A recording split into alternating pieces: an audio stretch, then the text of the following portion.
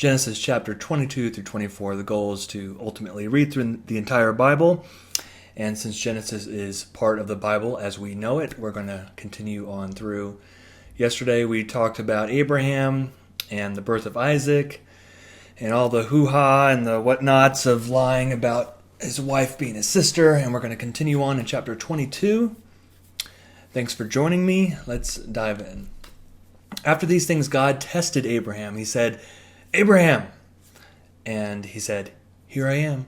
He said, "Take your son, your only son Isaac, whom you love, and go to the land of Moriah, and offer him there as a burnt offering on one of the mountains that I shall show you." So Abraham rose early in the morning, saddled his donkey, and took 2 of his young men with him, and his son Isaac, obviously. He cut the wood for the burnt offering and set out and went to the place in the distance that God had shown him. On the third day, that's notable, Abraham took up and saw the place far away. Then Abraham said to his young men, "Stay here with the donkey. The boy and I shall go over there. We will worship, and then we will come back to you." Interesting that he thinks that we will come back. Verse 6, Abraham took the wood of the burnt offering and laid it on his son Isaac, and he himself carried the fire and the knife. So the 2 of them walked on together. Isaac said to his father Abraham, "Father," and he said, "Here I am, my son."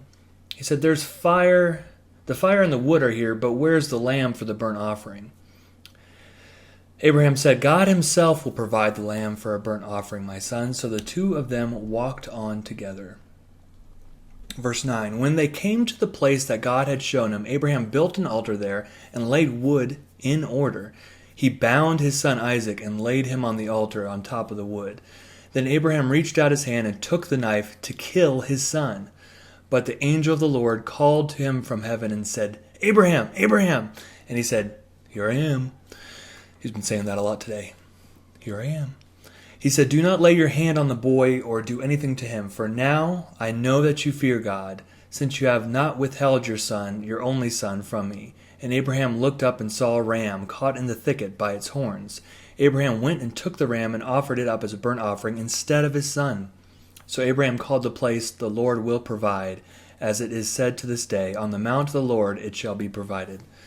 The angel of the Lord called to Abraham a second time from heaven and said, "By myself I have sworn, said the Lord, because you have done this and have not withheld your son, your only son, I will indeed bless you, and I will make your offspring as numerous as the stars of heaven, and the sand that is on the seashore. And your offspring shall possess the gate of their enemies, and by your offspring shall all the nations of the earth gain blessing for themselves, because you have obeyed my voice." So Abraham returned to his young men, and they arose and went together to Beersheba, and Abraham lived at Beersheba. Verse 20, now, after these things it was told to Abraham, "Milcah has also borne children to your brother Nahor, Uz the firstborn, Buz his brother," Uz and Buz, "Kemuel the father of Aram, Chesed, Hazo, Pildash, Jidlaph, and Bethuel. Bethuel became the father of Rebekah. These 8 Milcah bore to Nahor, Abraham's brother. Moreover, his concubine, whose name is Reumah, bore Tebah, Gaham, Tahash, and Megah. Quick sip of milk before we continue to chapter 23. This is quite a notable chapter. 22 was because of the whole idea of human sacrifice and God asking someone to sacrifice a human, and is that legit? Is that right? That's. I said I wasn't going to offer any theological interpretation. I'm not going to start now. Just saying that's notable. I mean, it's also interesting to me. This is a question. God made this promise a long time ago that Abraham, your children, are going to, be as numerous as the stars.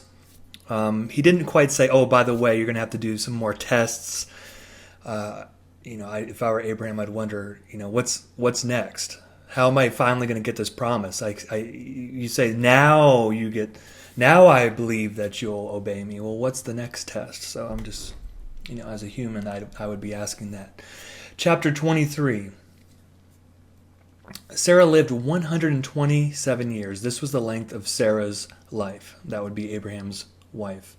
And Sarah died at Kiriath Arba, that is Hebron, in the land of Canaan. And Abraham went in to mourn for Sarah and to weep for her. Abraham rose up from beside his dead. Abraham rose up from beside his dead and said to the Hittites, I am a stranger and an alien residing among you. Give me property among you for a burying place, so that I may bury my dead out of my sight. The Hittites answered Abraham, Hear us, my lord. You are a mighty prince among us. Bury your dead in the choicest of our burial places. None of us will withhold from you any burial ground for burying your dead.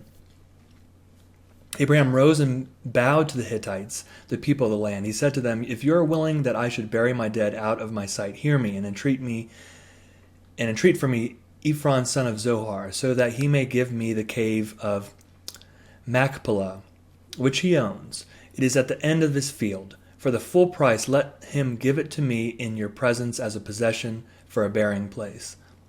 Now Ephron was sitting among the Hittites, and Ephron the Hittite answered Abraham in the hearing of the Hittites, of all who went in at the gate of his city. No, my lord, hear me. I give you the field, and I give you the cave that is in it. In the presence of my people I give it to you. Bury your dead. Then Abraham bowed down before the people of the land. He said to Ephron in the hearing of the people of the land, If only you will listen to me, I will give the price of the field. Accept it from me, so that I may bury my dead there. Ephron answered Abraham, My lord, listen to me. A piece of land worth 400 shekels of silver. That is between you and me. Bury your dead. What is that between you and me? Bury your dead. Abraham agreed with Ephron, and Abraham weighed out for Ephron the silver that he had named in the hearing of the Hittites. So he is going to pay for it. Okay. 400 shekels of silver, according to the weights current among the merchants. Okay. So it's legit. So the field of Ephron in Machpelah, which is to the east of Mamre, the field with the cave that was in it and all the trees that were in the field throughout its whole area, passed to Abraham as a possession in the presence of the Hittites, in the presence of all who went in at the gate of his city. After this, Abraham buried Sarah his wife in the cave of the field of Machpelah facing Mamre, that is Hebron, in the land of Canaan. The field and the cave that is in it passed from the Hittites into Abraham's possession as a burying place. That would be an interesting place to find, if you could find it, that burying spot. I'm sure someone has pointed it out and made it a tourist attraction. Sarah's cave. That's interesting. All right. Chapter 24. I'm going to take a sip of milk because this is a long chapter. Lubricate the palate, even though I've learned milk is not the best. It's too viscous. Chapter 24. Now Abraham was old, well advanced in years, and the Lord had blessed Abraham in all things. Abraham said to his servant, the oldest of his house, who had charge of all he had, Put your hand under my thigh. I'll point out here, my understanding is this is the way they made promises. You put your hand under someone's thigh, and I will make you swear by the Lord, the God of heaven and earth, that you will not get a wife for my son from the daughters of the Canaanites, among whom I live, but will go to my country and my kindred and get a wife for my son Isaac. The servant said to him, Perhaps the woman may not be willing to follow me to this land. Must I then take your son back to the land from which you came? Abraham said to him, See to it that you do not take my son back there. The Lord, the God of heaven, who took me from my father's house and from the land of my birth, and who spoke to me and swore to me, To your offspring I will give this land. He will send his angel before you, and you shall take a wife for my son from there. But if the woman is not willing to follow you, then you will be free from this oath of mine. Only you must not take my son back there. So the servant put his hand under the thigh of Abraham, his master, and swore to him concerning this matter. I need to try that sometime and see how well it goes. Then the servant took 10 of his master's camels and departed, taking all kinds of choice gifts from his master. And he set out and went to Aram Naharaim, to the city of Nahor. He made the camels kneel down outside the city. Hey, camels, can you kneel down? Thank you. Outside the city by the well of water, it was toward evening, the time when the women go out to draw water. And he said, O Lord God of my master of Abraham, please grant me success today and show me steadfast love to my master Abraham. I am standing here by the spring of water, and the daughters of the townspeople are coming out to draw water. Let the girl to whom I shall say, please offer your jar that I may drink, and who shall say, drink and I will water your camels, let her be the one whom you have appointed for your for your servant Isaac. By this I will know that you have shown steadfast love to my master. Before he had finished speaking, there was Rebekah, who was born to Bethuel, son of Milcah, the wife of Nahor, Abraham's brother, coming out with her water jar on her shoulder. The girl was very fair to look upon, a virgin whom no man had known. She went down to the spring, filled a jar, and came up. Then the servant ran to meet her and said, please, let me sip a little water from your jar. Can I sip some water from your jar? Drink, my lord, she said, and quickly lowered her jar upon her hand and gave him a drink. When she had finished giving him a drink, she said, I will draw for your camels also until they have finished drinking. So she quickly emptied her jar into the trough and ran again to the well to draw, and she drew for all his camels. The man gazed at her in silence to learn whether or not the Lord had made his journey successful. Verse 22. When the camels had finished drinking, the man took a gold nose ring weighing 1/2 shekel and 2 bracelets for her arms weighing 10 gold shekels, and said, tell me whose daughter you are. Is there room in your father's house for us to spend the night? She said to him, I am the daughter of Bethuel, son of Milcah, whom she bore to Nahor. She said, we have plenty of straw and fodder and place to spend the night.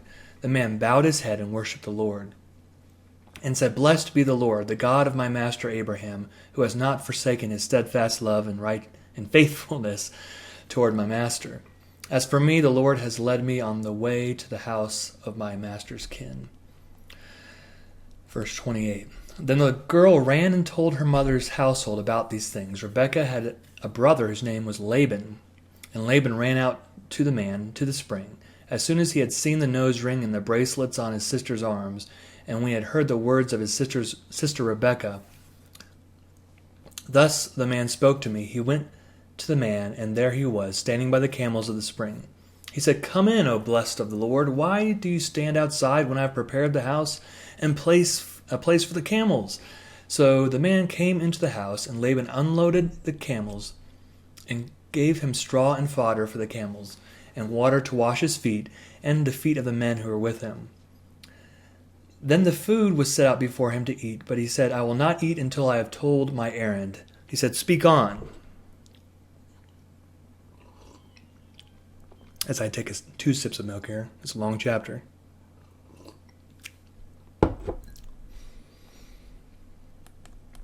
So he said, I am Abraham's servant. Verse 35. The Lord has greatly blessed my master, and he has become wealthy. He has given him flocks and herds, silver and gold, male and female slaves, camels and donkeys. And Sarah, my master's wife, bore a son to my master when she was old. And he has given him all that he has. My master made me swear, saying, you shall not take a wife for my son from the daughters of the Canaanites. Not from the Canaanites, in whose land I live. But you shall go to my father's house, to my kindred, and get a wife for my son. I said to my master, perhaps the woman will not follow me. But he's kind of reiterating the same story we already know, but we'll power through this. But he said to me, the Lord before whom I walk will send his angel with you and make your way successful. You shall get a wife for my son, from my kindred, from my father's house. Then you will be free from my oath. When you come to my kindred, even if they will not give her to you, you will be free from my oath. I came today to the spring and said, O Lord, the God of my master Abraham, if now, he's kind of reiterating the story we just read. Okay. If now you only make successful the way I am going, I am standing here by the spring of water. Let the young woman who comes out to draw to whom I shall say, please give me a little water from your jar to drink, and who will say to me, drink, and I will draw from your camels, for your camels also. Let her be the woman that the Lord has appointed for my master's son.